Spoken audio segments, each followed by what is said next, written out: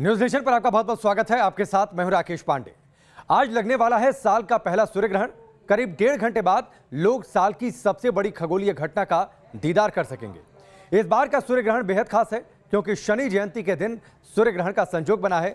दुनिया के कई हिस्सों में इस ग्रहण को देखा जा सकेगा।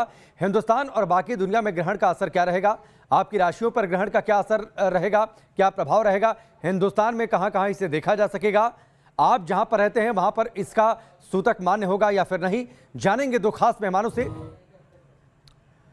दो मेहमान इस वक्त हमारे साथ जुड़ चुके हैं, पंडित अरविंद त्रिपाठी जी ज्योतिषाचार्य, साथ ही श्रुति द्विवेदी भी हमारे साथ जुड़ चुकी हैं। आप दोनों का बहुत बहुत स्वागत है न्यूज नेशन पर। सबसे पहले अरविंद जी, मैं आपसे शुरू करता हूं। शनि जयंती है, 148 साल बाद संयोग। Thank you. और साथ ही आज सूर्य ग्रहण भी। इन दोनों संयोग को कैसे देखा जाए और इसका असर क्या?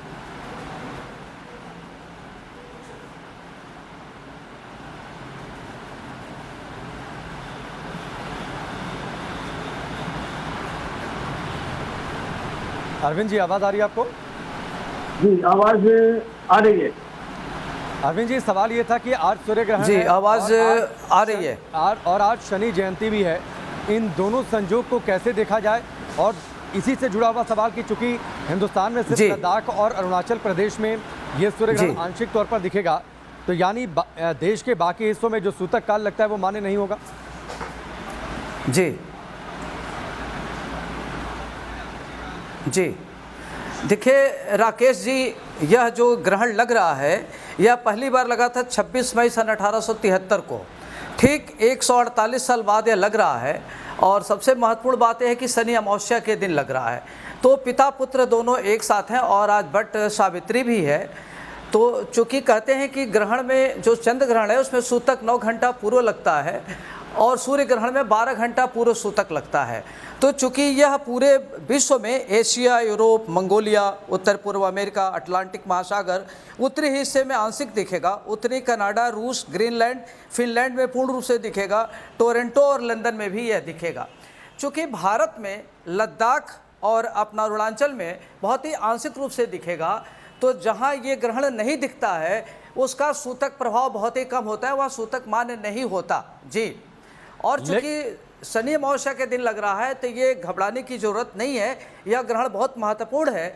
दूसरी बात मैं आपको ये बताना चाहूँगा कि जब एक महीने में 2 बार, अगर एक ही महीने में या 15 दिन के अंदर 2 बार ग्रहण लगता है तो यह थोड़ा सा बहुत ही देश काल परिस्थिति के लिए बहुत ही उतार चढ़ाव का होता है। इसमें राजनीतिक उतार चढ़ाव होगा, सोने का रेट घटेगा, भूमि भवन का रेट घटेगा, और ये जो कोरोना नामक बीमारी है इसकी इंटेंसिटी कम होगी। और देखा जाए तो राजनीतिक काफ़ी उथल पुथल होगा। जो बड़े दल के लोग हैं उनका अवसान होगा, छोटे दलों का प्रादुर्भाव होगा, और जो खास तौर से राजनीति में जिनका बहुत अहंकार बढ़ जाता है उसमें अहंकार का संबंध भी होता है। चूँकि शनि को कहते हैं कि न्याय का देवता है, तो जब शनि किसी चीज़ को देने पर आता है तो यह छप्पर फाड़ के देता है, और लेने पर आता है तो आदमी का काफ़ी नुकसान भी पहुंचाता है। तो कहते हैं कि यह फर्श से अर्श पर और से फर्श पर पहुंचाता है। तो जो ये सूर्य ग्रहण लग रहा है, अरविंद जी, आपने शनि और सूर्य के संयोग की आज आपने बातचीत कर दी, और शनि का प्रभाव क्या हो सकता है आपने बड़े विस्तार से बताया। तो आज का जो संयोग है वो देने वाला है, फायदा पहुंचाने वाला है कि इससे सतर्क रहने की जरूरत है? जो लोग इन बातों पर विश्वास करते हैं,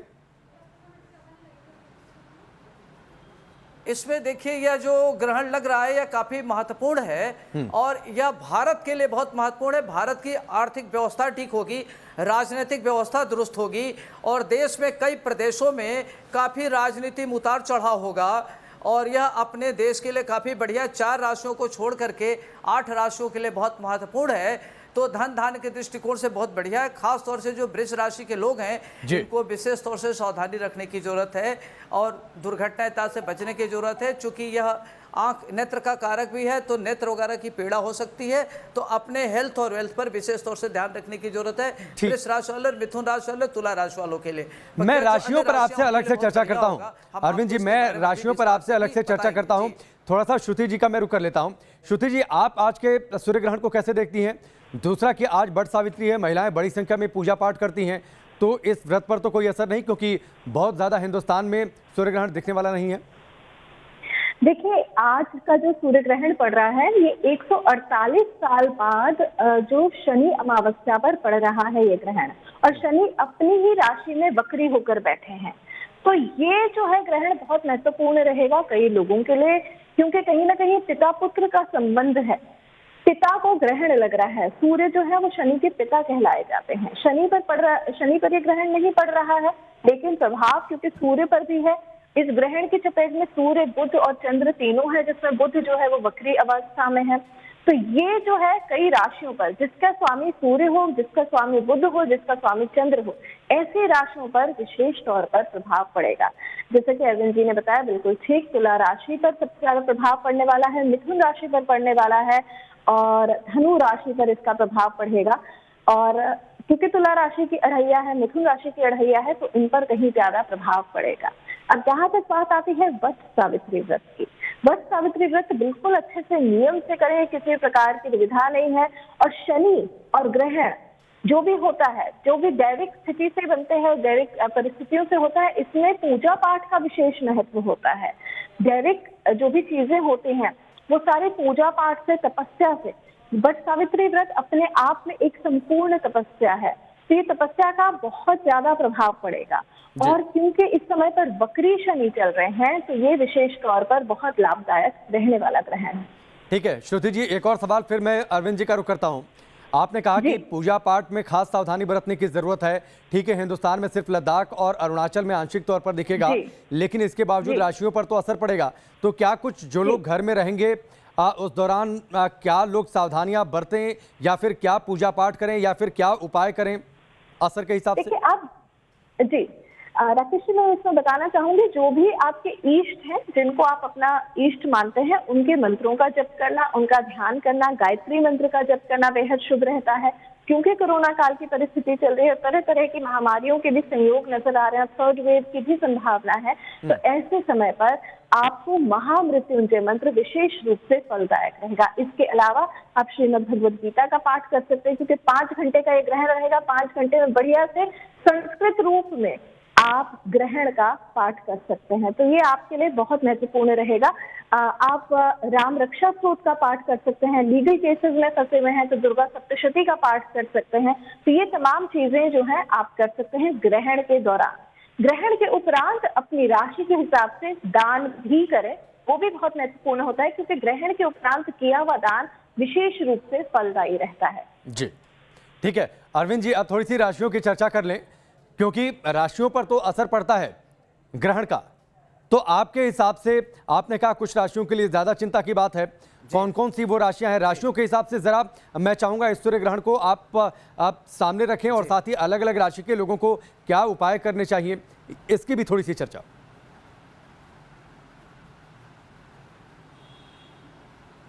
जी राकेश जी, हम राशि के बताने के पहले थोड़ा सा एक चीज़ और बताएंगे कि ये जो ग्रहण काल है, इस ग्रहण काल से घबराने की ज़रूरत नहीं है। यह बहुत ही पवित्र कालखंड होता है। इस कालखंड में अगर व्यक्ति ध्यान, जप, तप, आराधना, पूजा करता है तो उसके लिए बहुत महत्वपूर्ण होता है। तो आज के दिन खास तौर से गायत्री उपासना करना चाहिए। ओम भूर भुवः स्वः तस्वितुर्वरेण्यम भर्गो देवस्य धीमहि धियो यो नः प्रचोदयात्, इस मंत्र का जप करें। हनुमान चालीसा का पाठ करें, भगवान शिव की आराधना करें। इसके साथ ही साथ गर्भवती महिलाओं को ध्यान रखना कि शयन नहीं करना है और अपने पेट पर गोबर का लेप लगाना है, और जो दूध या दही से बनी हुई पदार्थ है उस पर कुशा और तुलसी डाल देना है ताकि पवित्र रहे। अब आइए मैं आपको बताता हूँ राशियों के हिसाब से क्या प्रभाव पड़ेगा, इसके बारे में आपको विस्तार से बताएंगे। एक चीज़ और बताना चाहेंगे कि जिन जातकों की शादी नहीं हो रही है, परेशानी है और पिता पुत्र में लड़ाई हो रही है, तो आज के दिन वो शनि चालीसा का पाठ करे, 40 सरसों के तेल का दीपक जलावे, उसके लिए बहुत ही बढ़िया रहेगा।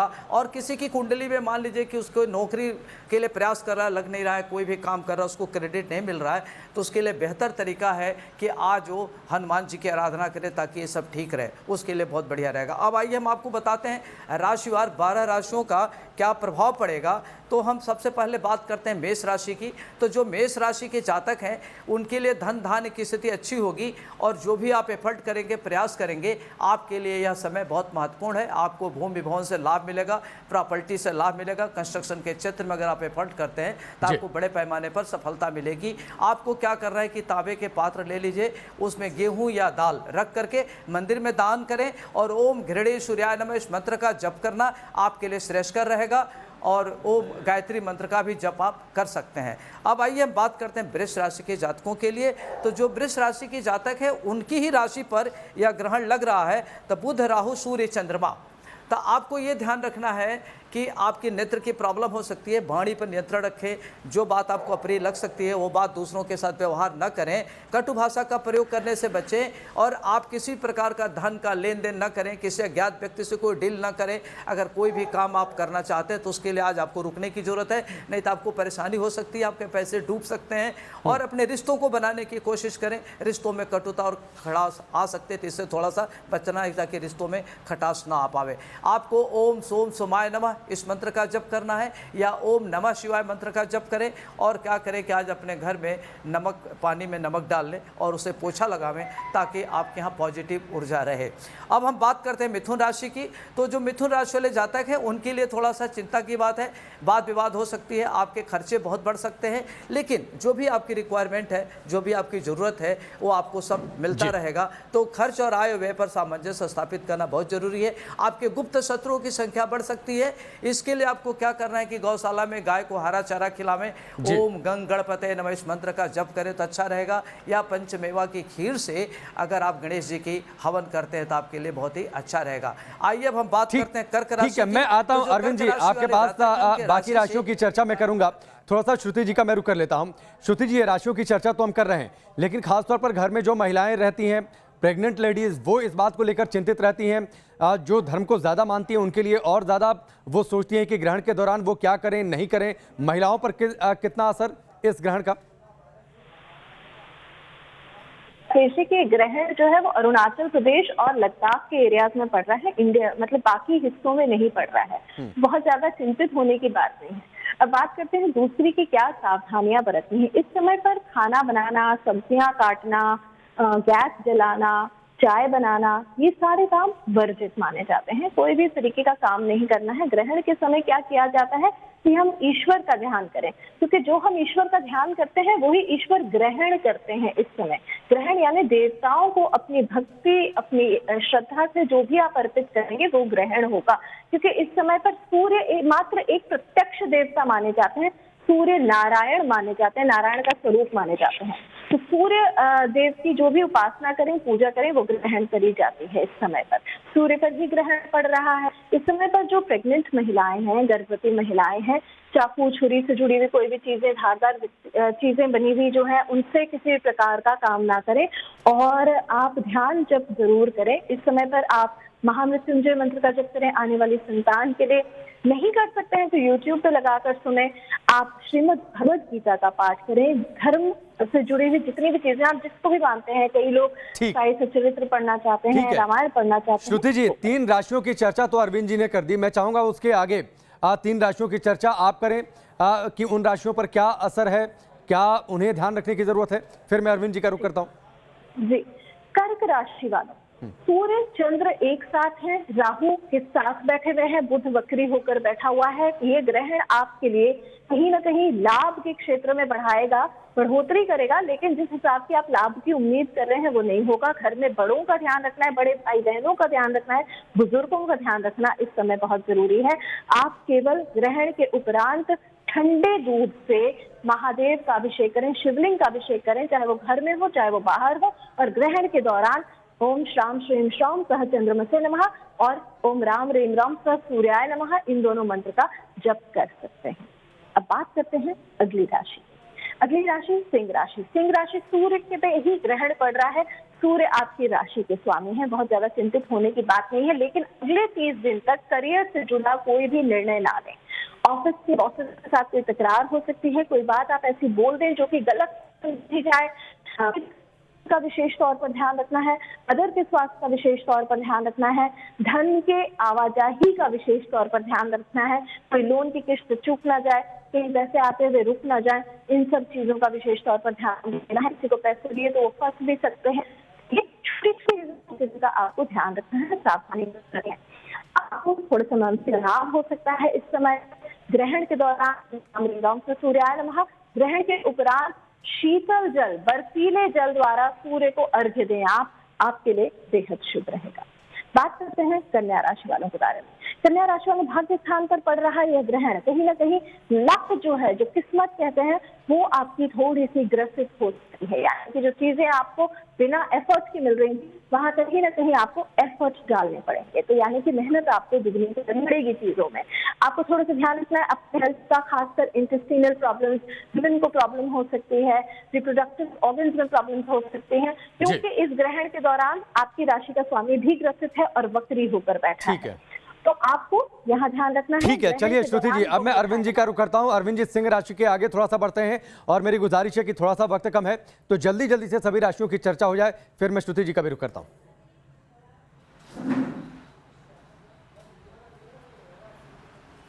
जी देखिए राकेश जी, अगली राशि है कन्या राशि। तो जो कन्या राशि की जातक है उनके राशि से 9वें पड़ रहा है, तो एक तो आपके भाग्य से सारे कार्य संपन्न होगा।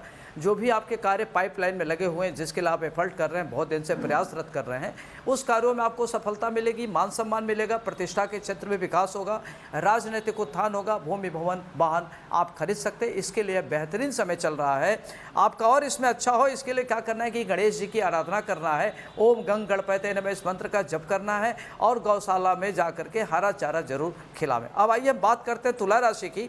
तो तुला राशि की जातक वाले, तुला राशि के जातकों को थोड़ा सा अलर्ट रहना है। आपके हेल्थ वेल्थ प्रभावित हो सकता है, दिक्कतें आ सकती हैं, कोई भी लेन देन न करें तो आपको परेशानियां आ सकती हैं, आपके विरोधी सक्रिय हो सकते हैं। तो खास तौर से हेल्थ वेल्थ को लेकर के अलर्ट रहने की जरूरत है। जो बात आपको खराब लगे उस तरह का व्यवहार आचरण दूसरों के साथ आप ना करें तो अच्छा रहेगा, और अपने स्वास्थ्य को लेकर के सचेत रहें। अगली राशि है वृश्चिक राशि। तो जो वृश्चिक राशि की जातक है उनके 7वें लग रहा है, तो आपकी धर्म पत्नी को दिक्कत हो सकती है, आपके स्वास्थ्य संबंधी दिक्कतें हो सकती हैं, माता पिता को सुख मिलेगा और पत्नी से थोड़ा वैचारिक मतभेद रहेगा। तो आज आप क्या करें कि चांदी का सिक्का और कोई लाल वस्त्र अपनी पत्नी को चुंदरी साड़ी गिफ्ट करें, आपके लिए बढ़िया रहेगा। और आज माता दुर्गा जी की आराधना करना आपके लिए बहुत ही श्रेष्ठकर रहेगा। ठीक है, चलिए अरविंद जी, आखिरी की 3 राशियों के लिए मैं चलता हूं श्रुति जी के पास। श्रुति जी, थोड़ा सा कम समय में आखिरी 3 राशियों की चर्चा। जी, अब बात करेंगे मकर राशि वालों के बारे में। मकर राशि वालों वक्री शनि बैठा हुआ है और ये जो ग्रहण पड़ रहा है आपकी राशि के पंचम स्थान पर पड़ रहा है। संतान से जुड़ी समस्या हो सकती है, हेल्थ रिलेटेड प्रॉब्लम हो सकती है। खासकर मकर राशि की महिलाएं जो हैं उनको अपने संबंधों और संतान से जुड़े तमाम उपाय करने चाहिए। और उपाय क्या है इस ग्रहण के दौरान, क्योंकि आज शनि जयंती है, शम शनैश्चराय नमः मंत्र का जप करें, या फिर शनि के जो 8 नाम हैं जो सबसे ज्यादा माने जाते हैं उनका ध्यान करें और शुभ होते हैं। साथ ही साथ अब ग्रहण के उपरांत काली तिल का दान करें।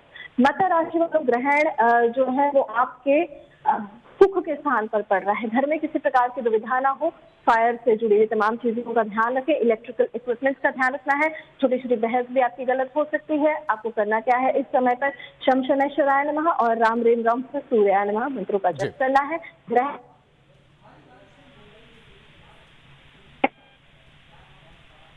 ठीक है, कुछ तक और ग्रहण ऊपर है आपके स्थान में ध्यान रखना आपके लिए रहेगा। ग्रहण उपरांत का पैकेज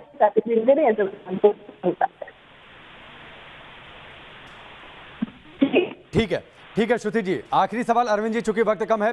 आज शनि और सूर्य का संयोग है, पिता पुत्र की चर्चा आपने पहले की। शनि की 7.5 जिन पर चलती है, क्या उन्हें भी उनके लिए भी आप कुछ कहना चाहेंगे?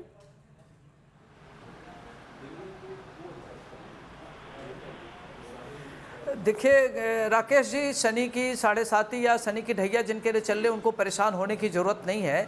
खास तौर से सूर्य शनि जब भी एक साथ बैठते हैं तो उनके लिए बड़ा महत्वपूर्ण होता है और उसमें वैदिक रूप से इनका बलाबल बढ़ जाता है। तो इसमें खास तौर से सभी राशि वालों के लिए, चाहे उनके ऊपर 7.5 चल रही या न चल रही हो, उस सबको आज शनि देव की आराधना करना है, हनुमान जी की पूजा करना है, सरसों के तेल का दान करना है, आपके लिए अच्छा रहेगा। और इसके लिए आपको घबराने की जरूरत नहीं है, यह कालखंड पूरा आपके लिए बढ़िया है और आप पूरे ग्रहण काल में क्या करें कि भगवत भजन करें, गायत्री उपासना करें, हनुमान जी की आराधना जी। करें। और अगर जिनके ऊपर लगता है शनि की ढैया 7.5 है तो ओम प्राम प्रीम प्रोम सा श्री शनैश्चराय नमः इस मंत्र का जप करें, या रावण रचित शनि मंत्र का जप करना आपके ठीक लिए है। बहुत ही बढ़िया रहेगा। और इस तरीके से आप करें तो आपके लिए बहुत ही बेहतरीन रहेगा। दूसरी बात यह है कि गौशाला में जा करके सभी जातकों के लिए आज ठीक है गाय को अरविंद जी, क्या करें कि सरसों बहुत बहुत के शुक्रिया। तेल में वक्त बनी की पूड़ी इतनी ही कमी है। अवश्य खिलावें। श्रुति जी, आपका भी बहुत बहुत धन्यवाद हमसे जुड़ने के लिए, और बड़े आसान भाषा में, आसान शब्दों में ग्रहण का क्या असर होगा, किस राशि के जातकों को क्या ध्यान रखने की जरूरत है, क्या उपाय लोग कर सकते हैं, आप दोनों ने बड़े आसान भाषा और आसान शब्दों में समझाया। यहां पर रुकेंगे ब्रेक के लिए, बहुत जल्द वापस लौटते हैं।